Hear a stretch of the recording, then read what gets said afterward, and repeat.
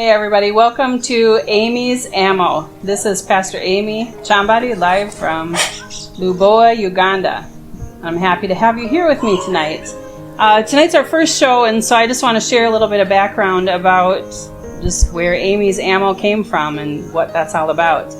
And I don't know about you, but the past couple years for me haven't been the easiest. And I think even with all of the COVID things that have happened, with the shutdowns and everything, a lot of believers and non-believers alike, our faith has been shaken some in different ways. Our walks with God have been challenged. We've been challenged to see how deep our walk with God really is. And maybe we've had to sit down long enough to really take inventory of where our lives are at, where our walk with God is at, where our walk with each other is at, those around us, how we treat other believers, how we treat our family, how we treat ourselves.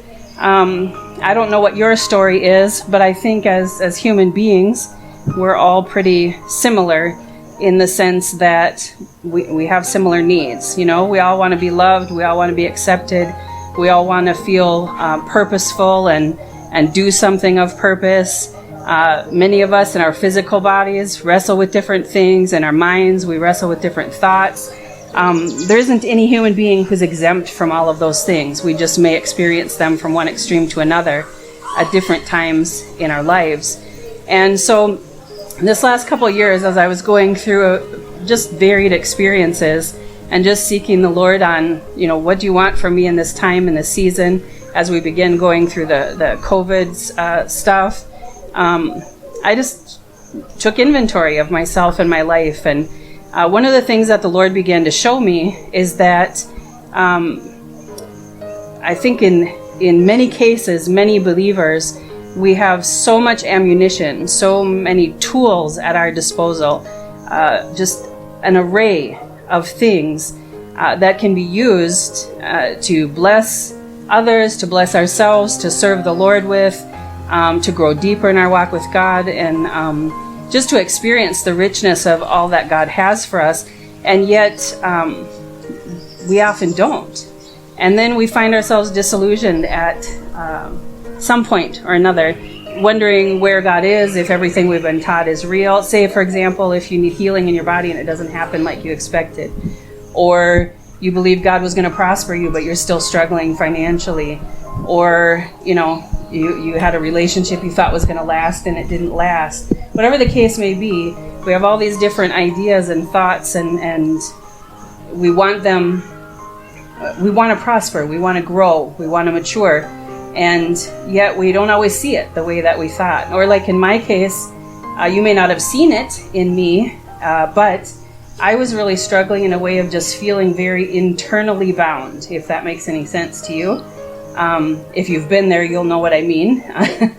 But just, I was preaching, teaching, you know, pastoring. We raised street children. I was in ministry. I've been on the mission field.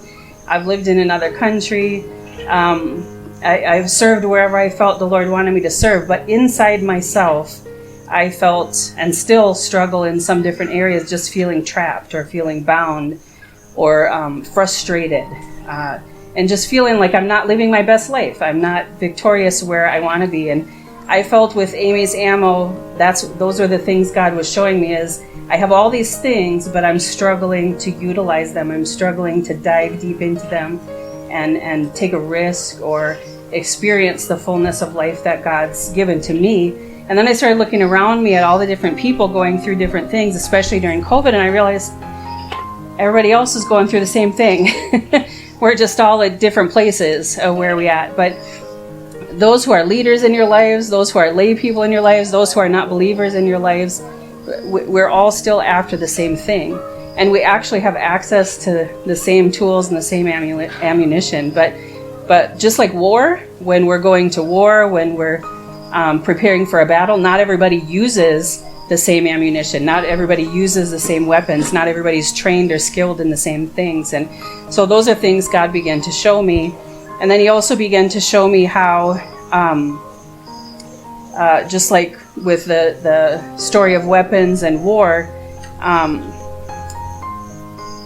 when when I'm facing a battle and I'm going through something, I can't use your weapons your way, the exact same way that you use them. So say, for example, if I have a pistol and I'm shooting my pistol, we use a pistol, we use the bullets or whatever, so we have the same maybe actual equipment, but I may have to stand slightly differently. I may have to position myself, in a way that's comfortable for me, that works for me or whatever. So God was just showing me a lot of things in how we try so hard to do it like everybody else, or be what we think culture expects us to be what we think our pastor is saying we should be, and then we get stuck.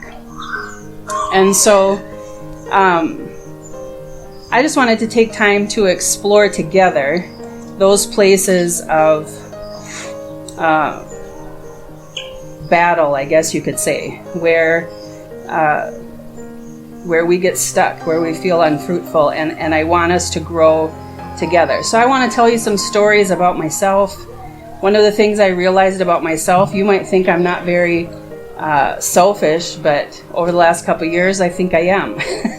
and if I compared myself to Jesus, I am. And I think that's the struggle sometimes that we end up in, is we will compare ourselves to other people. We compare ourselves maybe to our spouse, or to our pastor, or to another friend who's doing ABCD, or to another expert in a field, but we're not putting ourselves against the mirror of the Word, or the mirror of who Jesus is. And if we do that, we all fail.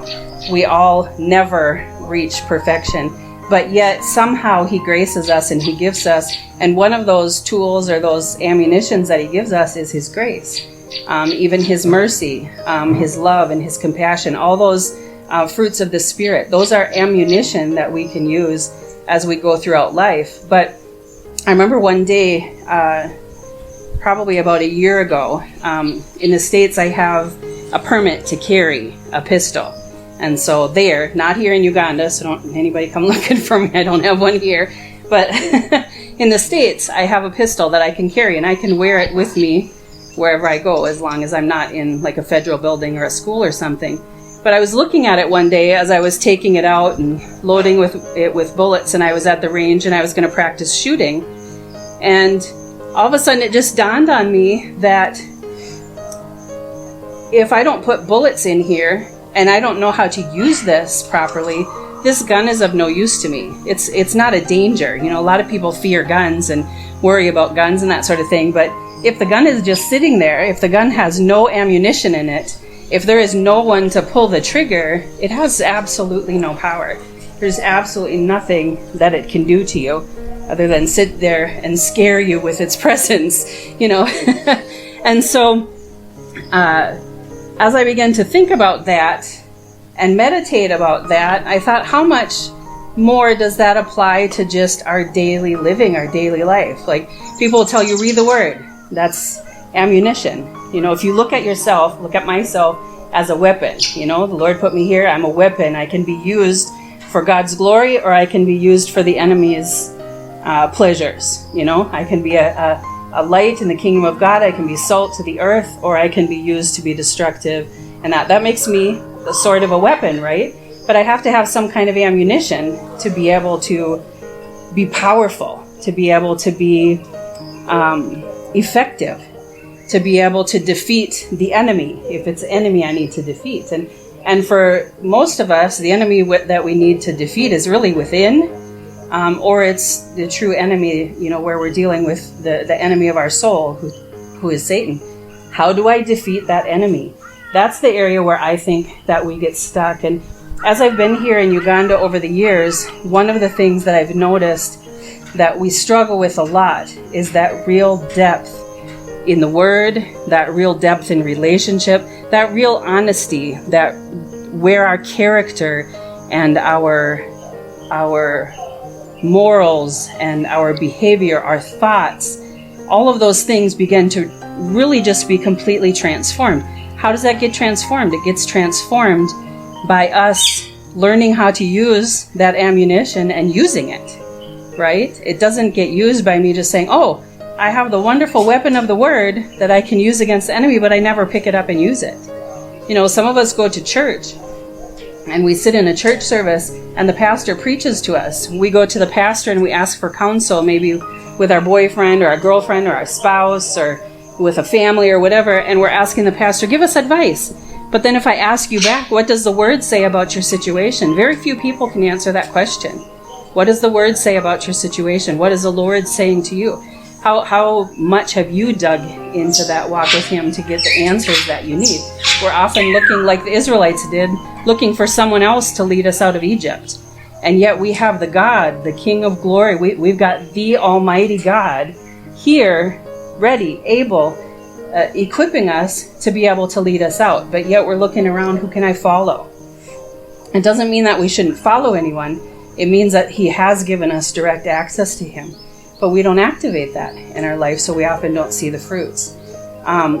We also get trapped in our thinking, whether it's from something we were told when we were young, which I think in my case, many of the things that I've battled with throughout my life were things that happened to me in childhood. And they're things that you can be an adult, 20 years old, 30 years old, 50 years old, 80 years old, and not even realize that something happened to you when you were 5, 10, 15, 20, whatever, is affecting you in a negative way right now.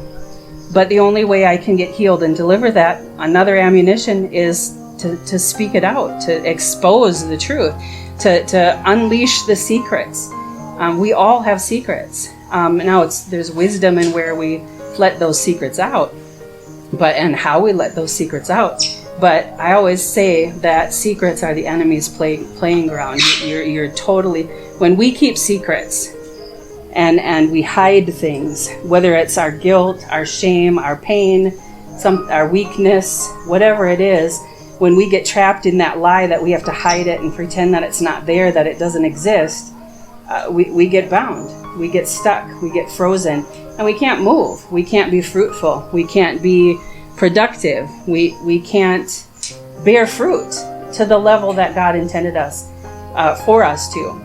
So I know in my own journey, other people could look at my life and say I'm bearing fruit. But inside myself, I'm looking at myself and I'm saying, Lord, I absolutely know that you have more for me, and I'm not achieving it. I'm not walking in it. I'm not grabbing hold of it. I'm not living it. And if I were to sit down and be on it, by the way, guys, it's okay to cry. It's okay to be emotional. I'm one of those people who tries to be stoic and tough, and I even have a hard time crying at funerals when I'm terribly brokenhearted. But when the Holy Spirit's moving you and He wants something to be taken off your life, you got to let whatever needs to be uprooted come out and flow out. So He's been teaching me in this season I have to let the emotions flow if they're there. So I'm not going to hide them anymore. I'm not going to shy away from them, and you shouldn't either. Let them out. If you need to cry, cry. If you need to release some fear, release it. If you need to punch a punching bag, I got a punching bag over here. If you need to punch a pillow, whatever, to get some anger out, let those emotions out. But as I was saying, I want more from my walk with God. I want to see miracles, signs, and wonders to a level that we see in the New Testament. We have the ability to live like the early church. That's what God intended for us. He intended for us to help people know Him and make Him known. In fact, if you've been hurting, struggling, frustrated during this COVID time, and you've been lost because you haven't been able to go to church like you normally would, one thing has never changed. You are still called to know God and make Him known. That has never, ever changed, nor will it ever, no matter what you experience, no matter what you go through, no matter what you wrestle with, no matter what weaknesses you have. You are here to know God and make Him known. That's the whole reason you exist. How you do that, that's up to you and God to decide. That's Him to guide you and to direct you. I was struggling with God telling me to do certain things, and I didn't want to do it. I thought I was too fat for a camera. I didn't want to be on camera because I don't like my size. When I first came to Uganda, I was heavier than I am now. And everywhere I go, people mean good. It's not even an insult here usually when people say, "Oh, you're so fat." But I can remember telling my husband several times, if one more person calls me fat, if one more person calls me fat, I'm not leaving the house. I'm tired of hearing how fat I am. And And as I said, I know people are meaning well, but it was hurting me. It's something I don't like, I don't enjoy, and I've struggled with since I was in my early teens. And I've tried all kinds of things, and nothing seems to work. So I'm trusting God in some way, somehow, by some miracle, as I forget that, as I lay that aside and I stop allowing that to hinder me in any kind of a way, I'm believing God to work a miracle. I don't know how. It's not up to me. It's only up to me to believe him. But what I've been doing is saying to him, when you do this, I will do that, which is a form of idolatry. That's putting that thing, how I look, how I feel about how I look, ahead of him and what he wants. And I don't know where you're at with your walk with God, but I'm sure there's something where you've been struggling, you've been battling with God. When you do this, then I'll do that. And none of us want to live as idolaters. None of us want to live, in a way where we're not putting God first, at least not if we really love the Lord. But yet we wrestle so much with that flesh. And this morning I was reading a book from Kyle Idleman called The End of Me, or something like that. And in there's a little poem or a letter that he wrote to himself, basically just saying, dear me, and he's telling me how much I've done to please me. And I was thinking about that for myself, and I even wrote a letter to myself, dear me, I'm tired of serving you. I'm tired of trying to please you. I'm tired of trying to satisfy you. I'm tired of trying to make you happy. I'm tired of trying to hide your weaknesses. I'm tired of trying to protect you and defend you. And, those are all God's job. And I'm ready to surrender to the Lord more fully. So as we explore together in the weeks to come on the show here with Aimee'S Ammo, I just want to dig into different parts of my life, different parts of your life, and where normally we as pastors or leaders would be telling you what you need to do, how you need to do it, advising you all of the things because we're already living it, we're already doing it. Isn't it like super annoying when you see, well, it can be both inspiring and annoying, but I find it more annoying when I'm looking at someone who's, say, like life coaches or people who are professionals, they're making lots of money or they're teaching different things because they're experts at whatever, and they look like they have these perfect lives. They have it all together. Even wealthy people, you would think they have no troubles. But I've been in enough of those circles and known enough of those people, been one of them myself, that we have troubles, we have hurts, we have pains, we have sorrows, we get scared, we have fears, we have insecurities. It's what differentiates those who are going somewhere in life is how we use these different ammunitions that we have in our lives and how we activate them in our lives and how fruitful we allow them to become. And as believers, we know that Jesus is the core of that. So each of us have to surrender that me factor. So for me, that's what I'm doing today. I'm saying I'm done with me. I've declared war on my flesh. And I no longer am submitting to it in ways where I have, stuff that's been struggle before. I'm expecting the Lord to walk with me in a way where those things aren't a struggle anymore. And instead of, like some people say, I'm going to come to church when I stop drinking. I'm going to come to church when I am done clubbing. I'm going to come to church when I'm done using bad living. I'm going to come to church when I'm done sleeping around. Come as you are. Come however you are today. And that's what I'm saying today. This is me. This is where I'm at. You're going to see a real, more raw side of me here as we go throughout these Mondays. And then I'm expecting you to also get real and get raw. Let yourself be vulnerable. Let yourself be transparent. Let God really dig in there and minister to the depths of you. Not that mask, not that surface stuff that we put out there for the whole world to see, thinking we're impressing somebody, and then we go home and we feel hurt and broken because we're not our real selves. So that's where I'm at. That's where Aimee'S Ammo was birthed out of. And together we're gonna tap into all these different ammunitions that we have in life and explore them together, dig deep together, grow richly in Him, and we're going to see victorious results. As I said in the advertisement, I expect to see miracles, signs, and wonders in myself, in you, those who are watching, through you. But most importantly, I expect us to grow to a depth in God that we've never experienced before. And I want to see a fire lit in each of us like the early church, where we're just radical for Jesus, and where all that is us is gone, is shed. We're truly ready to lay our lives down to see Jesus shine. Love you. See you next Monday, 8 p.m. Uganda time.